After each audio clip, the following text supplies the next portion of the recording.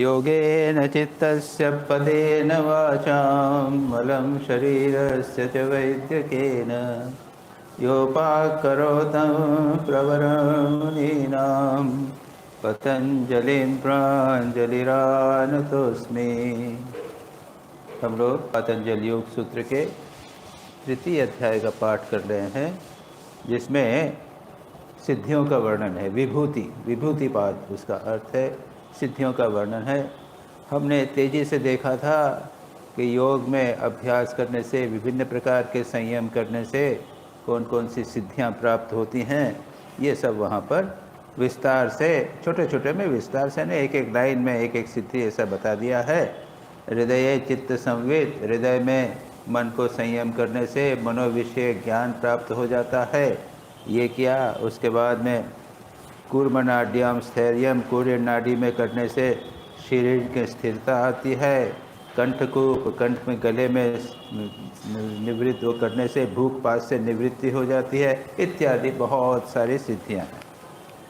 और उसके बाद में क्या कहा था? उसके बाद में एक जगह जहाँ पर दो स्थानों पर इस चैप्टर में सावधानी की गई। एक है ते समाधो उपसर्गा व्युत्थाने सिद्धयः। 38वें सूत्र में कहते हैं कि ये सिद्धियां समाधि में बाधाएं हैं। अगर इसमें पड़ गए तो फिर फंस गए, आगे योग के अंदर सिद्धि प्राप्त नहीं, समाधि प्राप्त नहीं होगी, कैवल्य प्राप्त नहीं होगा। क्लियरली कहा। फिर इसका वर्णन क्यों किया कि भाई ये साइंस है। एक बार वर्णन कर दिया, अब तुमको सावधान भी कर देते हैं कि इसके चक्कर में मत पड़ना। उसके बाद में हमने और भी दिया था। उसके बाद में कहते हैं कि एक प्रकार का ध्यान करने से पर शरीर दूसरे के शरीर में प्रवेश कर सकते हैं। उसके बाद में उदान जय कंटक आदि सु असंग उत्क्रांति, उदान समान उदान, ये जो वायु है उन पर जय करने से कीचड़ या कांटे इसके ऊपर बिना स्पर्श के, बिना उसके चला जा सकता है। और ऐसे कभी कभी हम जब पढ़ते हैं तो कुछ कुछ प्राप्त होता है इस प्रकार का। और कहते थे ना, ठाकुर कहा था ना, किसी ने एक शिष्य ने कहा था कि मैं वो पानी में चला जाता था, सिर ऊपर से चला जाता था। तो उसके गुरु ने यही कहा था कि अरे ये तो 10 वर्ष तूने बर्बाद करके ये प्राप्त किया है, ये तो एक पैसे एक आने में नौका वाला लौटा सकता है। इस प्रकार का उनका जो विभिन्न स्तर है वो बताया। उसके बाद में कहा है कि मान पर अगर विजय प्राप्त कर लें तो उनका शरीर जो है वो दीप्तिमान हो जाता है। और कान और आकाश का परस्पर संबंध है, उस पर संयम करने से दिव्य कर्ण प्राप्त हो सकते हैं। वो ऐसी वाणी जो दूसरों को सुनाई नहीं देवे वो सुन सकते हैं।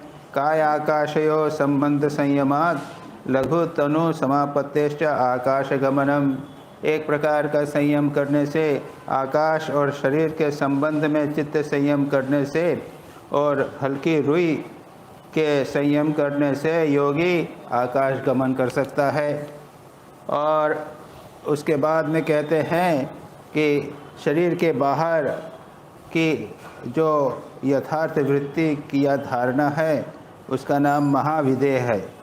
शरीर के बाहर मन को ले जाना, उसमें संयम प्रयोग करने से आकाश का जो आवरण है, प्रकाश का आवरण है, वो नष्ट हो जाता है। उसके बाद में आगे चल कर कहते हैं ततो अणिमाधि प्रादुर्भावः काय संपत् धर्म अभिघातः। आगे चलने पर कहते हैं स्थूल भूतों पर, स्वरूप पर, सूक्ष्म, अन्वय अर्थवत इन 5 प्रकार की अवस्थाएं सूक्ष्म वस्तुओं की हैं।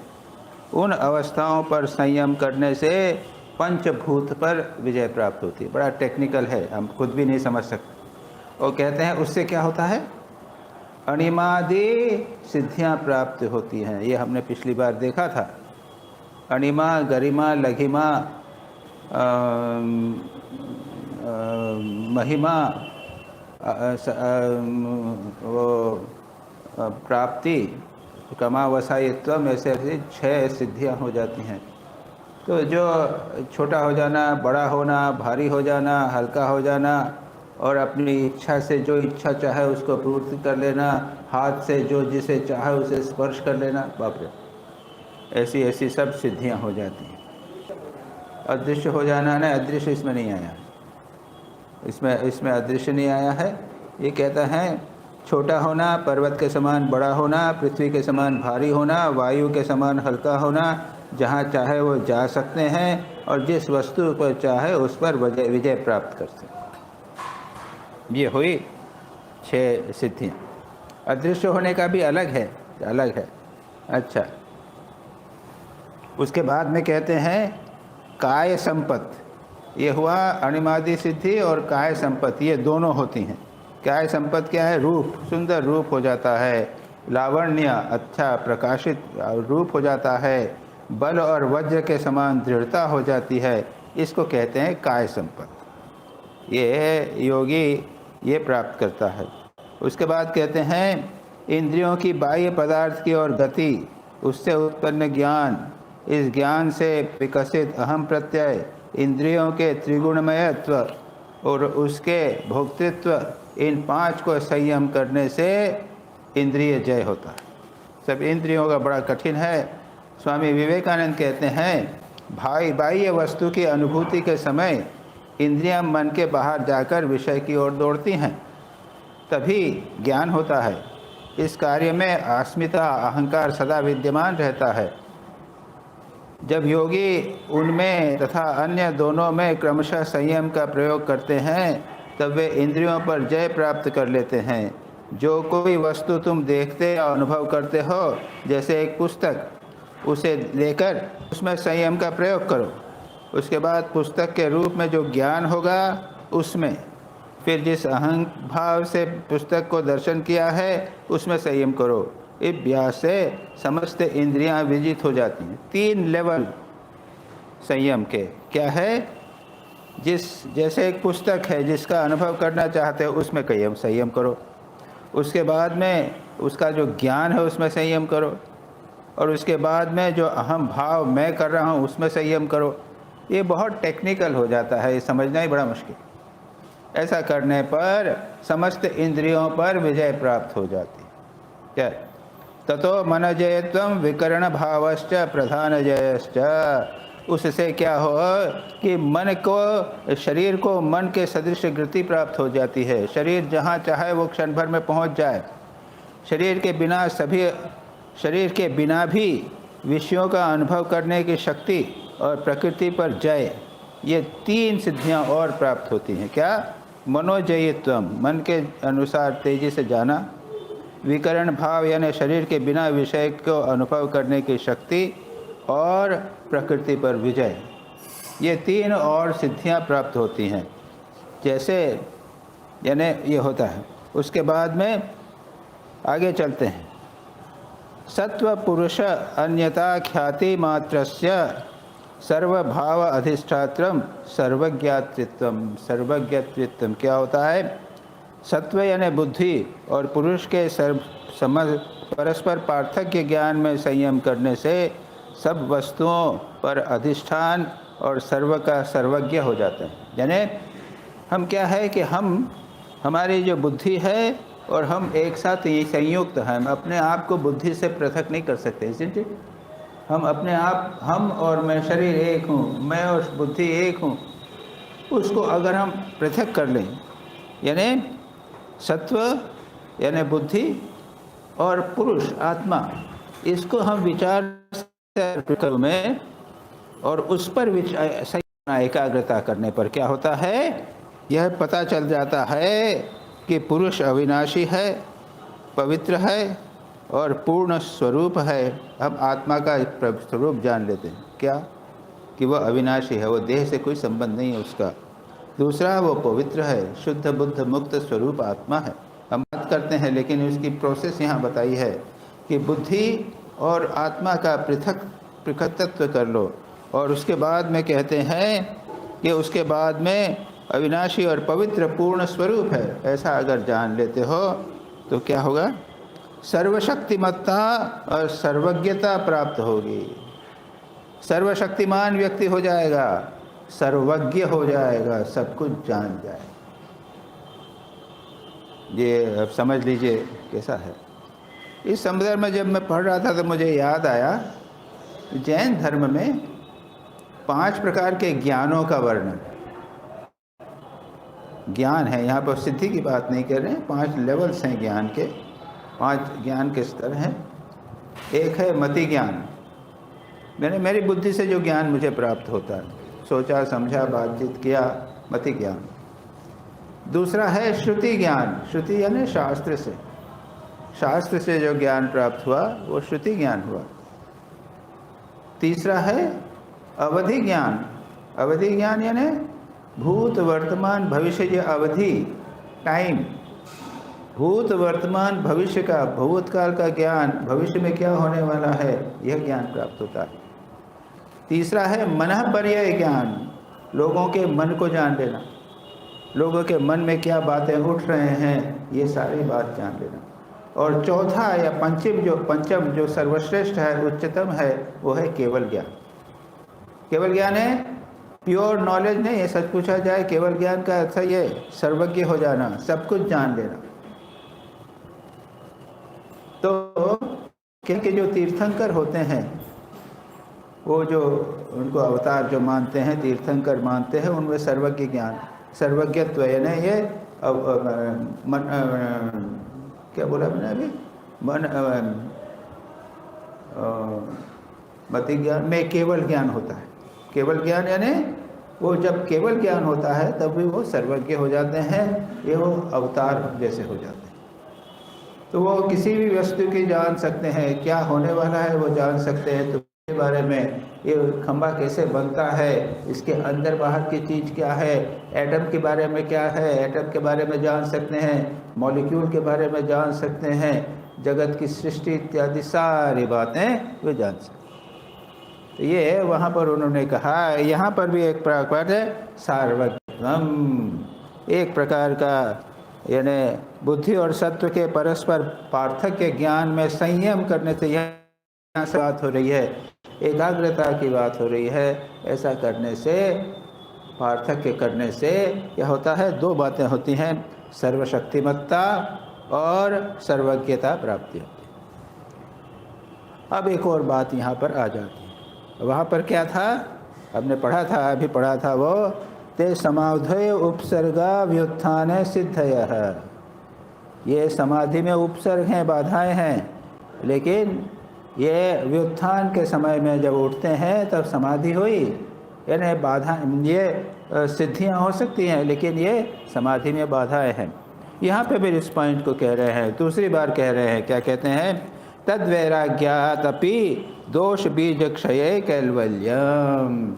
इनसे भी वैराग्य होने पर भी दोष बीज का क्षय हो जाता है और व्यक्ति को केवल प्राप्त हो जाता है। कैवल्य ज्ञान है, मुक्ति प्राप्त होती है, यानी अपने स्वरूप का ज्ञान हो जाता है। वो जानता है कि मैं आत्मा हूँ, मेरा इस शरीर से कोई लेना देना नहीं, मेरा मन से कुछ लेना देना नहीं, ये सिद्धियों से कुछ लेना देना नहीं, ये तो रास्ते में पड़े हुए थोड़े से कीड़े, एक कंकड़ पत्थर हैं, थोड़े रंगीन पत्थर है, और उसके सिवा कुछ नहीं। तद वैराग्यादपि इस प्रकार का होता। इसके आगे वाला स्वामी जी जो हम देख लेते हैं, थोड़ा सा स्वामी जी जो लिखा है उसको थोड़ा सा देख लें। तब योगी कैवल्य को प्राप्त करते हैं, इन सिद्धियों को भी त्याग करने से दोष का बीज नष्ट हो जाता है और उससे कैवल्य की प्राप्ति हो जाती है। तब योगी कैवल्य को भी प्राप्ति कर लेते हैं, वे मुक्त हो जाते हैं।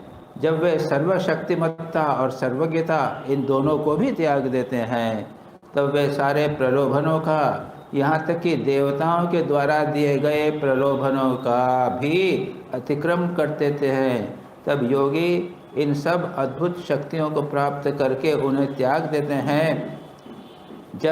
तब वे परम लक्ष्य को प्राप्त करते हैं। वास्तव में ये शक्तियाँ हैं क्या? केवल अभिव्यक्तियाँ हैं। स्वप्न की अपेक्षा उनमें कौन सी श्रेष्ठता है? सर्वशक्तिमत्ता भी तो एक स्वप्न है, वह केवल मन पर निर्भर करती है। जब तक मन का अस्तित्व है तभी तक सर्वशक्तिमत्ता संभव हो सकती है। पर हमारा लक्ष्य तो मन के भी अतीत जाना है। हमारा लक्ष्य है मन के परे जाकर अपने परमात्म तत्व या आत्म तत्व का साक्षात्कार करना। तो स्वामी जी स्पष्ट रूप से कहते हैं कि ये जो शक्तियाँ इत्यादि है ये महान बंधन है, क्योंकि ये हमारे लक्ष्य में बाधा बनती हैं। अब यहाँ पर उसी को बात को करने के लिए एक और श्लोक कहते हैं, स्थानीय उपनिमंत्रणे संगस्मया करणम पुनरअनिष्ट प्रसंगात। क्या कहा है? हिंदी ट्रांसलेशन इसका यह है, देवताओं द्वारा प्रलोभित किए जाने पर भी उसमें आसक्त होना या आनंद का अनुभव करना उचित नहीं है, क्योंकि उससे पुनः अनिष्ट होने की संभावना है। जब योगी इतना हो जाता है तो देवता लोग बड़े आते हैं, हो आप में कितनी शक्ति है, कितने आपने सिद्धियां प्राप्त कर ली है, आप धन्य हैं, आइए हमारे साथ में आइए, अब स्वर्ग में चलिए। यह मानव देह में रहने के लायक आप नहीं हैं, आप तो देवताओं से भी परे हैं, आप चलिए हमारे साथ चलिए, इंद्रलोक में रहिएगा, अब ब्रह्मलोक में रहिएगा, इत्यादि इत्यादि। और अगर आप वहाँ चले गए 1000 वर्ष तक आप आनंद में रहे, उसके बाद में क्या होता है? जब कर्मफल नष्ट हो जाते हैं तब नहीं, देवता लोग लात मार के फेंकते हैं बाहर। हाँ, ऐसा नहीं निकल जाओ, लात मार के निकालते हैं, गेट आउट। तो स्वामी जी क्या कहते हैं? और भी बहुत से विघ्न हैं। देवता आदि योगी को प्रलोभित करने आते हैं, वे नहीं चाहते कि कोई पूर्ण रूप से मुक्त हो। हम लोग जैसे ईर्ष्या परायण हैं, वे भी वैसे ही हैं, वरन कभी कभी तो वे इस बात में हम लोगों से भी बढ़ जाते हैं। वे डरते हैं कि कहीं वे अपने पद को न खो बैठें। जब योगी पूर्ण सिद्ध होते हैं, वे शरीर त्यागने के बाद देवता बन जाते हैं। वे सीधे रास्ते को छोड़कर मानो बगल के एक रास्ते में चले जाते हैं और इन सब शक्तियों को प्राप्त करते हैं। उनको फिर से जन्म लेना पड़ता है, पर जो इतने शक्ति संपन्न हैं कि इन प्रलोभन का भी उन पर कोई प्रभाव नहीं पड़ता, वे सीधे उस लक्ष्य स्तर पर पहुंच जाते हैं और मुक्त हो जाते हैं। तो देवताओं के द्वारा उपनिमंत्रण, देवताओं द्वारा प्रलोभित किए जाने पर भी जो आसक्त नहीं होते, आनंद का अनुभव नहीं करते, वो नहीं करना चाहिए, क्योंकि उसे अनिष्ट हो सकता है। क्षण तत्क्रमयोः संयमाद विवेकजम ज्ञानम। इसके बाद में अभी भी सिद्धियों का वर्णन चल रहा है। वे कहते हैं क्षण और उसके संयम करने से विवेक जनित ज्ञान प्राप्त होता है। एक क्षण, उसके बाद दूसरा क्षण, ऐसा क्रम। अभी ये क्या टेक्निकल चीज़ है, कैसे उसका संयम करना, ये हम नहीं जानते। स्वामी जी करते हैं क्या? कहते हैं देवता, स्वर्ग और शक्तियों से बचने का फिर उपाय क्या है? उपाय है विवेक। विवेकजन ज्ञानम, विवेकात विवेकजम ज्ञानम। सत असत विचार, सदज विचार हम सब समझते हैं, लेकिन हम करते नहीं। सद असत विचार बहुत इम्पोर्टेंट। ये जगत संसार असत्य है, निष्ठनभंगुर है, ये देह असत है, चली जाएगी। केवल आत्मा सत्य है, मेरा स्वरूप सत्य है, वो बचपन में भी था और अब भी है, वैसा बना हुआ है। यह जो है ये ज्ञान, सत असत विचार, इसको कहते हैं विवेक। इस विवेक ज्ञान को दृढ़ करने के उद्देश्य से ही इस संयम का उपदेश दिया गया है। क्या है? क्षण। क्षण यानी अर्थ है काल का सूक्ष्मतम अर्थ, क्षण मोमेंट, काल का सूक्ष्मतम एक अंश के पहले जो क्षण व्यतीत हो चुका है और उसके बाद जो क्षण प्रकट होगा, इस लगातार सिलसिले को क्रम करते हैं। एक क्षण गया, मैंने 2 मिनट पहले कुछ बात कही थी, अब मैं कुछ बात कह रहा हूँ और अब 5 मिनट बाद मैं कुछ बात कहूँगा। ये क्षण क्रम जो है, इस क्षम क्रम को कहते हैं, इस सिले को क्रम करते हैं। और ये पतंजलि कहते हैं, अतः उपयुक्त विवेक जनित ज्ञान को दृढ़ करने के लिए क्षण और उसके क्रम में संयम करना होगा। अब ये क्षण, उसका क्रम जो है वो चला गया, आया है, क्षण भर में चला गया, कितनी तेज़ी से चला जा रहा है। अभी बैठे हैं, थोड़ी देर में देखेंगे कि ये क्लास ख़त्म हो गई। तेज़ी से सब पूरा परिवर्तित हो रहा है। उस परिवर्तन पर विवेक जनित ज्ञान को दृढ़ करने से क्या होता है, इसमें इस क्रम करने, इसको क्षण वो करना चाहिए। विवेक जनित, विवेक का ज्ञान इससे उत्पन्न होता है। इसके आगे स्वामी जी ने और कहीं नहीं कहा, इसके आगे हम आगे पढ़ते हैं और सूत्र में भी यही कहा है, क्षण और उसके क्रम में संयम करने से विवेक जनित ज्ञान उत्पन्न। समझ गई तो है कि ज्ञान पता चलेगा हमको कि भाई सब कुछ जो है क्षणभंगुर है, क्षण क्षण से परिवर्तित हो रहा है। ये बहुत महत्वपूर्ण ज्ञान है। जाति लक्षण देशैर अन्यथा अनवच्छेदात् तुल्ययोः ततः प्रतिपत्ति ही। क्या कहा है? अगला सूत्र है, देखते हैं उसका मीनिंग, बड़ा टेक्निकल है। जाति, लक्षण और देश भेद से जिन वस्तुओं का भेद न किया जा सकने के कारण जो तुल्य प्रतीत होती हैं, उनको भी इस उपयुक्त संयक से अलग करके जाना जा सकता है। अब थोड़ा सा पढ़ लेते हैं, इसको बाद में समझने की कोशिश करें, कठिन है। क्या है? 3 चीज़ें होती हैं, जाति, लक्षण और देश। प्रत्येक वस्तु से संबंधित एक चीज़ होती है। जाति, ये चीज़ और ये चीज़, ये 2 भिन्न है। इसके लक्षण हैं, इसके जैसा एक दूसरा चीज़ होगा तो उसका लक्षण भिन्न होगा। और ये देश इस काल में इस स्थान पर है, दूसरे काल और दूसरे वो परिवर्तित हो जाए। जो हम दुख भोगते हैं वह अज्ञान से है, सत्य और असत्य के अविवेक से उत्पन्न होता है। हम सभी बुरे को भला समझते हैं, स्वप्न को वास्तविक, एकमात्र आत्मा ही सत्य है, पर हम भूल गए हैं शरीर एक मिथ्या स्वप्न मात्र है, पर हम सोचते हैं कि हम शरीर हैं। यह अविवेक ही दुख का कारण है और यह अविवेक अविद्या से उत्पन्न होता है। विवेक के उदय के साथ ही बल भी आता है, तभी हम शरीर, स्वर्ग तथा देवता आदि की कल्पनाओं को त्यागने में समर्थ होते हैं। ये तो स्वामी जी ने एक जनरल बात कही, हम सब समझते हैं इस चीज़ को। अब कहते हैं उदाहरण के लिए, क्या कहते हैं? नहीं, जाति, लक्षण और स्थान के द्वारा हम वस्तुओं को अलग करते हैं। प्रत्येक वस्तु का एक जाति है, एक लक्षण है और एक स्थान है। ये मैंने संक्षेप में अभी बताया आपको।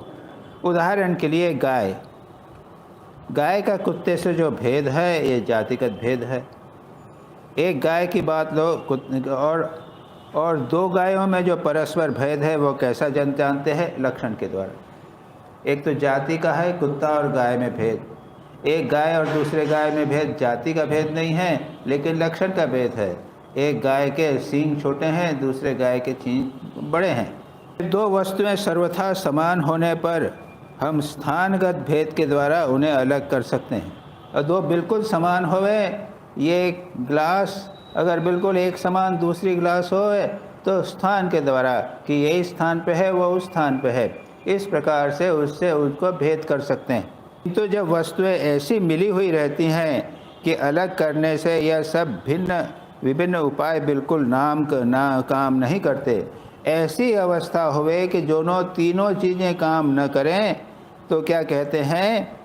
तब उपयुक्त साधन प्रणाली के अभ्यास से लब्ध विवेक के बल से हम उन्हें पृथक कर सकते हैं।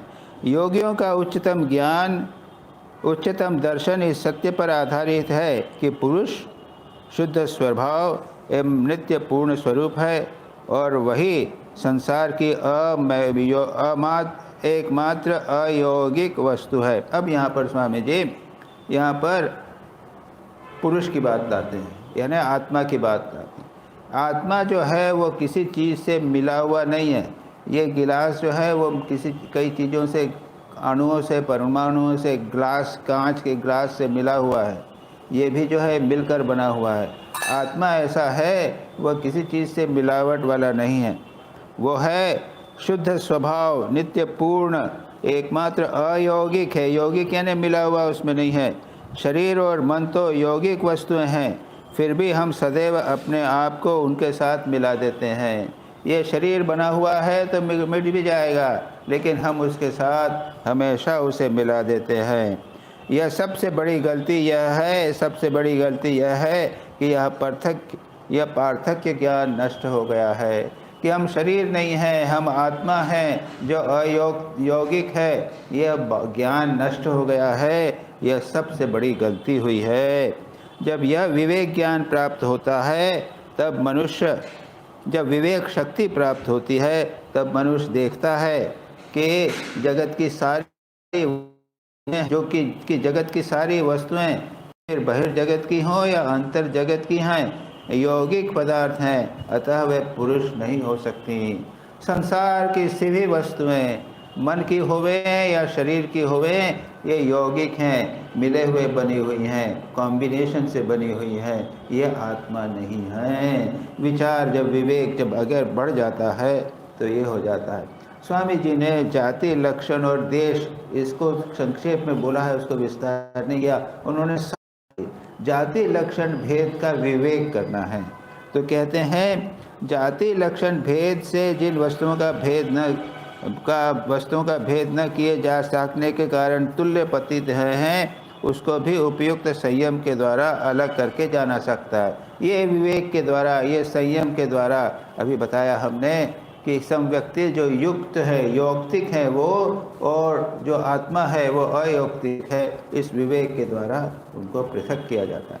अब एक इम्पोर्टेंट सूत्र आता है, तारकम सर्व विषयम सर्वथा अविषयक्रमम च इति विवेकजन ज्ञानम। विवेक ज्ञान वो क्या है? तारक है, उद्धारक है। तारक यानी वो जो सबको हमारे को तारण कर देगा, तारक है। जो विवेक ज्ञान समस्त वस्तुओं को तथा वस्तुओं की सब प्रकार की अवस्थाओं को एक साथ ग्रहण कर सकता है, उसे तारक ज्ञान कहते हैं। सभी एक एक वस्तुओं को नहीं, सभी एक वस्तु को एक साथ, सारे संसार को एक साथ जोड़ दिया। ये सब क्या है? देश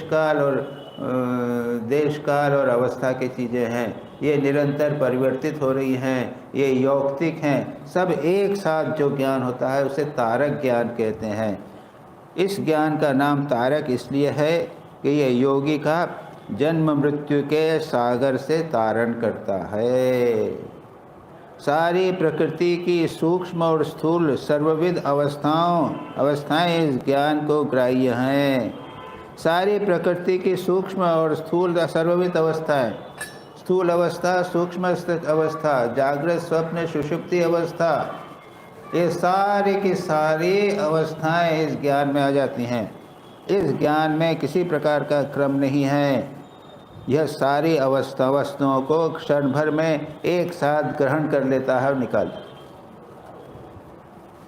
इसलिए इसको तारक ज्ञान कहते हैं। इसके बाद में अंतिम सूत्र इस अध्याय का आता है, ये कहते हैं स्वतः पुरुषयोः शुद्धि साम्ये कैवल्यम इति। कैवल्य, मुक्ति, निर्विकल्प समाधि, जो भी आप कहना चाहें, वो क्या होता है? पातंजल योग सूत्र में इसको कैवल्य कहा। समाधि में वहाँ पर कई प्रकार की समाधियाँ हैं, निर्विकल्प समाधि भी है, लेकिन पतंजलि विवेक को अधिक महत्व देते हैं। समाधि है, इसमें अवश्य समाधि है, निर्विकल्प समाधि है, लेकिन उसमें होता क्या है? ये कैवल्य होता है। ये कैवल्य क्या है? समस्त वस्तुओं का ज्ञान। सत्व पुरुषोः शुद्धि साम्य, और ज्ञान को उन्होंने बड़े सुंदर और दूसरे ढंग से वर्णन किया है। सत्व यानी बुद्धि और पुरुष यानी आत्मा, इन दोनों की समान भाव से जब शुद्धि हो जाती है तब कैवल्य प्राप्ति होती है। ठाकुर ने क्या कहा? शुद्ध बुद्धि और शुद्ध आत्मा एक। जब बुद्धि इतनी शुद्ध हो गई कि फिर शुद्ध बुद्धि नहीं रही। बुद्धि में तो स्पंदन होना चाहिए, विचार होना चाहिए, एक के बाद एक कुछ होना चाहिए। जब शुद्ध करते करते एक ही स्थिति आई कि ये सब नहीं है, तो फिर बुद्धि रहती क्या? बुद्धि जैसी चीज नहीं है, केवल आत्मा रहती, शुद्ध आत्मा रहती है और कुछ नहीं। यही बात वे कहते हैं, क्या बुद्धि और पुरुष इन दोनों की समान भाव से शुद्धि हो जाती है, तब केवल्य ही की प्राप्ति होती है। स्वामी जी की व्याख्या, स्वामी जी कहते हैं केवल्य ही हमारा लक्ष्य है। इस लक्ष्य स्थान पर पहुंचने पर आत्मा जान लेती है कि वह सर्वदा ही अकेली थी, उसे सुखी करने के लिए अन्य किसी की भी आवश्यकता न थी। आत्मा अलग है, असंग है, शुद्ध है सर्वदा। और हम उसको बुद्धि के साथ मिला के कितना झंझट करते हैं, सारे जीवन समस्या करते हैं। और हम देखते हैं, विचार करते हैं कि भाई मैं तो पहले भी था, बचपन में भी था, अभी भी हूँ, 5 साल 10 साल पहले भी था। ये मैं तो चीज़ बनी हुई है। मैंने उसको बुद्धि के साथ जोड़कर कहा कि ये बदल रहा है। सच पूछा जाए, बदलता है। अगर विचार के द्वारा, ध्यान के द्वारा, ज्ञान के द्वारा इसको हमने जान लिया, तो सारी संसार, सारी विमुक्ति हो गई, सारे झमेला समाप्त। और यहाँ पर यही बात कहते हैं, केवल यह है, इस लक्ष्य स्थान पहुँचने पर आत्मा जान लेती है कि वह सर्वदा ही अकेली थी, उसे सुखी करने के लिए अन्य किसी की आवश्यकता न थी। हम कितनी चीज़ों की आवश्यकता है सुखी करने के लिए, हमारा सुख जो है पता नहीं कितनी चीज़ों पर निर्भर करता है। ये नहीं है, जब तक अपने को सुखी करने के लिए हमें अन्य किसी की आवश्यकता होती है, तब तक हम गुलाम हैं। स्वामी जी ने इनको ये एक बिल्कुल टेक्निकल व्याख्या नहीं की है, वो लोगों को जान वो समझा देने के लिए उसको समझाते हुए बता रहे हैं बस।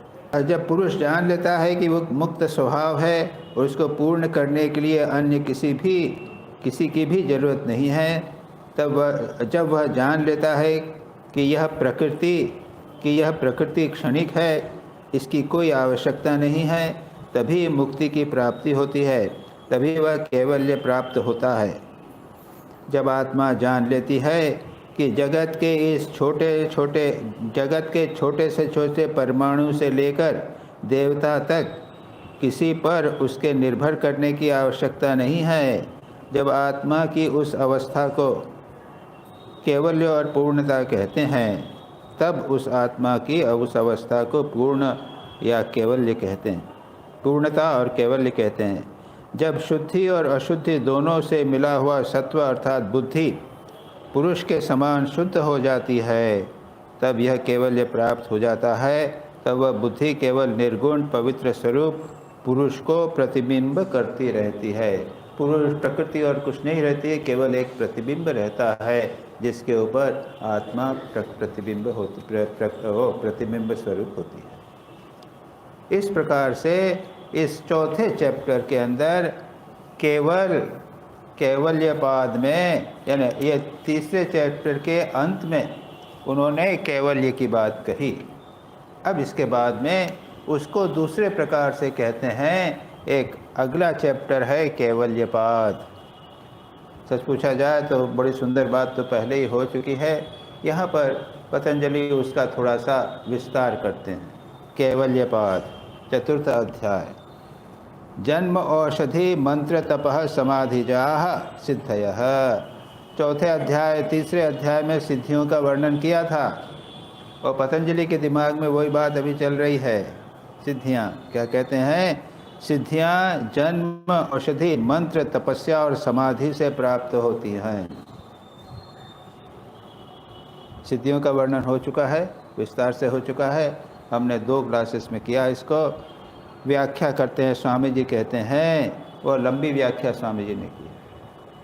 वो अमेरिका में थे ना, तो लोग जानते थे कि अमेरिका में लोग सिद्धियों में इंटरेस्टेड होंगे। अमेरिका में क्यों, सभी जगह। कभी कभी मनुष्य पूर्व जन्म से प्राप्त सिद्धियों या शक्तियों को लेकर जन्म लेता है। छोटे छोटे वो व्यक्ति होते हैं, बचपन में सिद्धियाँ,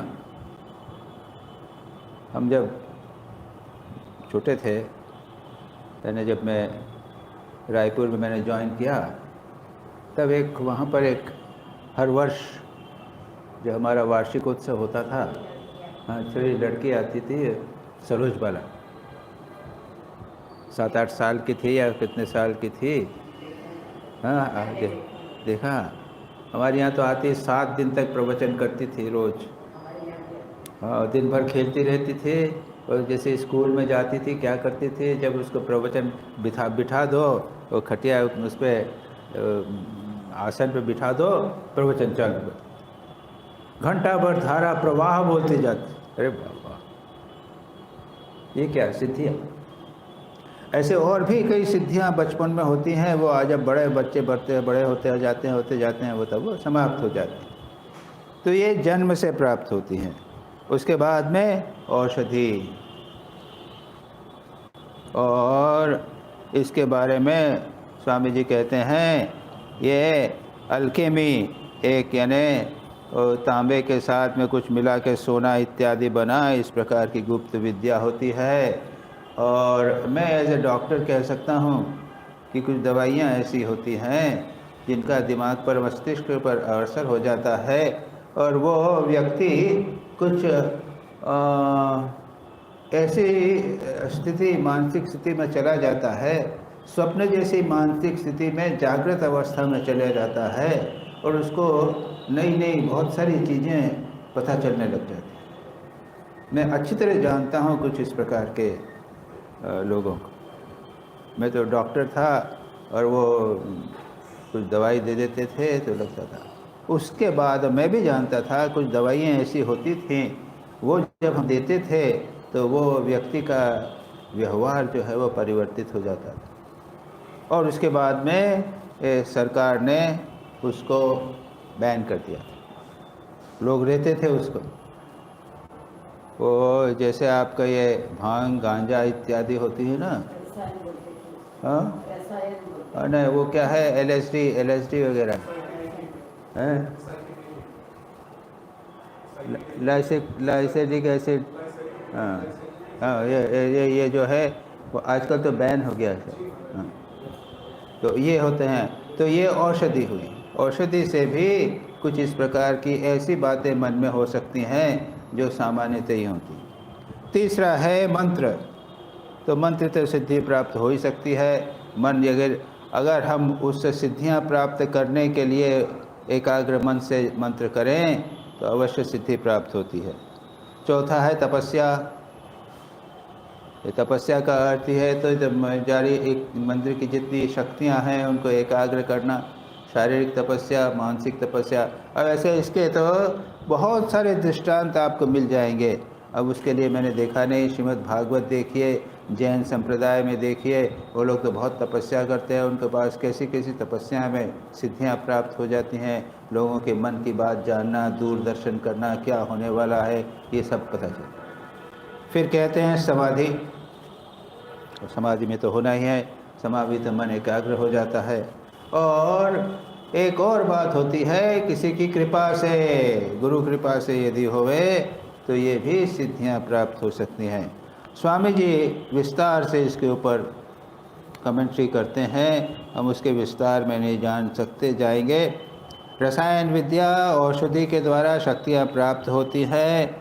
और उसके बाद कहते हैं कि पहले रसायन नामक एक संप्रदाय था, उसका मत था कि सूक्ष्म तत्व प्रियता, ज्ञान, आध्यात्मिकता, धर्म, ये सब सत्य अच्छे अवश्य है, पर शरीर ही यह यंत्र है जिससे इन्हें प्राप्त किया जा सकता है। यदि बीच बीच में शरीर भग्न और मृत्युग्रस्त हो जाए तो चरम लक्ष्य प्राप्त में काफ़ी समय लगेगा।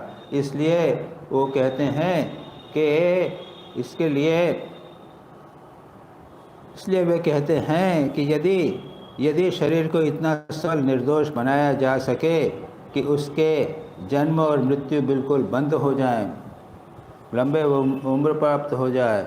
अब त्रिलिंग स्वामी हम जानते हैं 250 वर्ष जीवित थे, तो क्या है, साधना में कंटिन्यूस साधना कर सकते हैं, ये बात। यदि मन ही शरीर का गठन करने वाला है, और यदि यह सत्य हो कि प्रत्येक व्यक्ति का मन उस अनंत शक्ति के प्रकाश का एक एक विशेष मार्ग है, तो ऐसे प्रत्येक माता हम सदा के लिए इस शरीर को अक्षुण्य क्यों न बना लें, सदा सदा के लिए रहने वाला शरीर क्यों न बना ले। इसलिए ये एक पूरा एक ब्रांच है, एक रसायन शास्त्र की एक जिसे कहते हैं एक संप्रदाय। उससे कहता उनका कहना है कि पारा और गंधक में बड़ी अद्भुत शक्ति होती है। इन द्रव्य से विशेष तौर से बनी चीज़ें वस्तुएं द्वारा मनुष्य जितने दिन इच्छा हो शरीर को अक्षुण्य बनाए रख सकता है। दूसरों का विश्वास है कि कुछ औषधियाँ के सेवन से आकाश गमन और सिद्धियाँ प्राप्त हो सकती हैं इत्यादि स्वामी जी ने बहुत विस्तार से कहा। उसके बाद स्वामी जी मंत्र शक्ति के बाद में कहते हैं, मंत्र पवित्र शब्द हैं, निर्दिष्ट समय में उच्चारण करने से अद्भुत शक्तियाँ प्राप्त होती हैं। हम दिन रात ऐसी अद्भुत घटनाओं के बीच में रहते हैं, हम उन्हें साधारण समझते हैं। मनुष्य की शब्द की शक्ति की और मन की शक्ति की कोई निर्दिष्ट सीमा नहीं। तीसरा कहते हैं तपस्या। तप का प्रत्येक धर्म में महत्व है। धर्म के हिंदू बढ़े चेवरे इत्यादि कहते हैं। कोई लोग जो हैं वो सारा जीवन एक हाथ उठाए रहते हैं, कुछ से सारा जीवन खड़े रहते हैं, और खड़े खड़े पहले भयानक दर्द होता है, लेकिन उसके बाद में 1 महीने बाद विशेष कष्ट नहीं होता। ये अभ्यास से ऐसी सिद्धियां प्राप्त हो जाती हैं। समाधि यही यथार्थ योग है, यही इस शास्त्र का मुख्य विषय है, और यही सिद्धि का प्रधान साधन है। पहले जिन सब बारे में मैंने कहा वे गौण साधन मात्र हैं, उनके द्वारा परम प्रब्ध प्राप्त नहीं होता। समाधि के द्वारा मन, मानसिक, नैतिक और आध्यात्मिक जो कुछ चाहे सब हम प्राप्त कर सकते हैं। अगला सूत्र है जात्यांतर परिणामः प्रकृत्या पुरात्। यह अच्छा एक इम्पोर्टेंट सूत्र है, फंडामेंटल्स हैं। जात्यांतर परिणाम, एक जाति से दूसरी जाति में परिवर्तन प्रकृति के पूर्ण होने से होता है। क्या अर्थ है बताते हैं। पतंजलि ने कहा है कि ये शक्तियाँ जन्म से प्राप्त होती हैं, कभी कभी औषधि से विशेष से प्राप्त होती हैं, फिर तपस्या से पाया जाता है, और इस शरीर को जब इच्छा हो रखा जा सकता है। अभी वे बता रहे हैं कि शरीर के एक जाति से दूसरी जाति में परिणत होने का कारण क्या है। वे कहते हैं प्रकृति के पूर्ण होने से होता है। अगले सूत्र में उसकी व्याख्या करते हैं। एक बंदर जो है वो मनुष्य बनता है, कैसे? वो हेरिडिटी ट्रांसमिशन बोलते हैं ना, ये डार्विन की थ्योरी है, हेरिडिटी ट्रांसमिशन होता है। और वो है, स्वामी जी भी उसकी बात करेंगे। वो है natural selection, survival of the fittest और सेक्सुअल सिलेक्शन। लेकिन स्वामी जी नहीं बातें।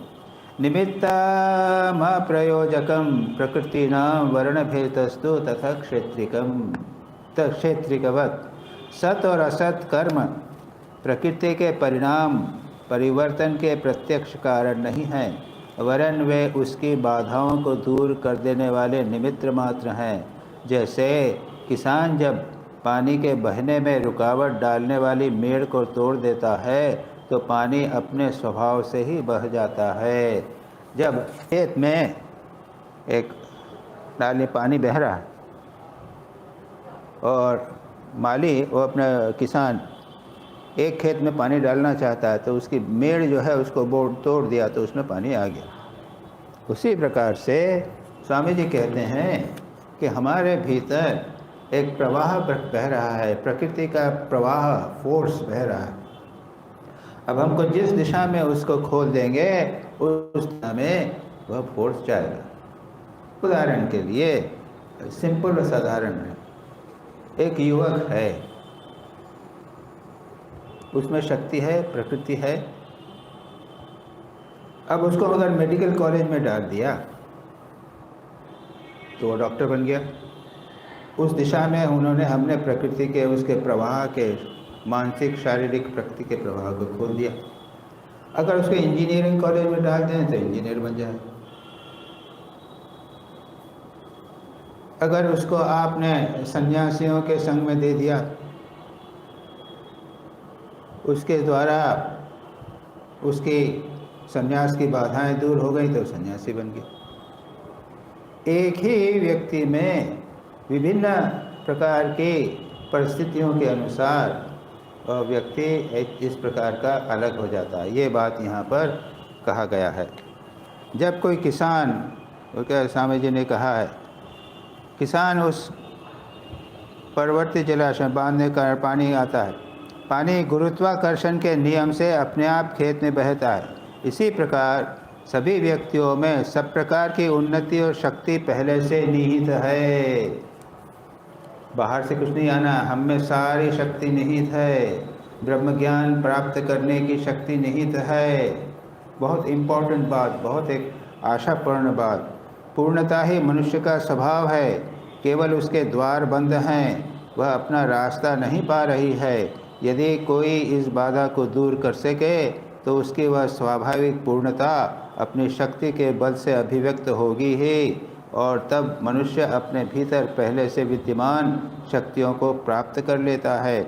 जब यह बाधा दूर हो जाती है और प्रकृति को अपनी अप्रतिहत गति प्राप्त हो जाती है, तब हम जिन्हें पापी कहते हैं वे साधु में परिणत हो जाते हैं।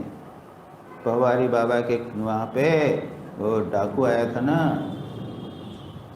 भागने लगा, पहवारी बाबा ने पकड़ा और उसको क्या कर दिया, वो संत बन गया। उसके भीतर सन्नता विद्यमान है। पहवारी ने उसको देखा, भगवान देखा, उसका परिणाम ये हुआ।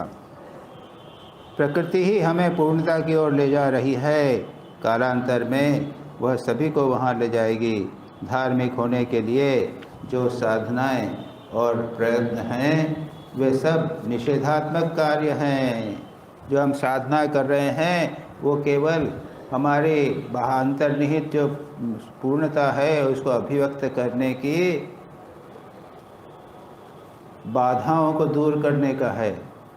स्वामी जी क्या कहते हैं, प्रत्येक आत्मा अव्यक्त ब्रह्म है। Each soul is potentially divine. हमारे पूर्णता हमारे भीतर विद्यमान है। The goal is to manifest the divinity. उस पूर्णता को व्यक्त करना हमारा लक्ष्य है। और 4 योगों की बात करते हैं। 4 योगों से क्या होता है, इनकी बाधाएं दूर हो जाती हैं, हमारे भीतर जो पूर्णता है वो व्यक्त होती है।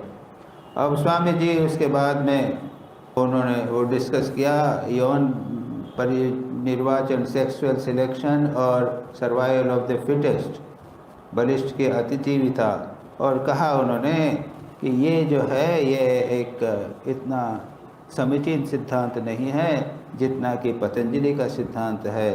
वो यहाँ कहते हैं कि प्राचीन विकासवादी महापुरुष पतंजलि कहते हैं कि परिणाम या विकास का वास्तविक रहस्य है प्रत्येक व्यक्ति में जो पूर्णता पहले से निहित है उसी व्यक्ति का विकास मात्र। वे कहते हैं इस पूर्णता की अभिव्यक्ति में बाधा हो रही है। हमारे अंदर यह पूर्णता रूप अनंत ज्वार अपने को व्यक्त करने के लिए संघर्ष कर रहा है। ये संघर्ष और होड़ केवल हमारे अज्ञान के फल हैं। वे ये इसलिए होते हैं कि हम नहीं जानते कि ये दरवाज़ा कैसा खोला जाए, पानी भीतर से कैसा लाया जाए। हमारे पीछे तो अनंत ज्वार है, पावर है, वह अपने को व्यक्त करेगा ही। इस प्रकार से स्वामी जी इस बात को कहते हैं। मनुष्य के भीतर देवता विद्या अव्यक्त विद्यमान है। अव्यक्त रूप से केवल अज्ञान का आवरण ही उसे व्यक्त नहीं होने देता। जब इस आवरण को चीर डालता है जब वह, तब भीतर से देवता व्यक्त हो जाता है।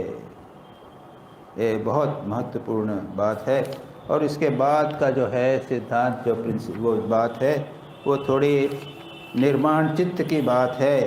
अभी तक तो जो सिद्धांत था वो हमारे देवत्व की बात हुई थी, उसके बाद निर्माण चित्त की बात है।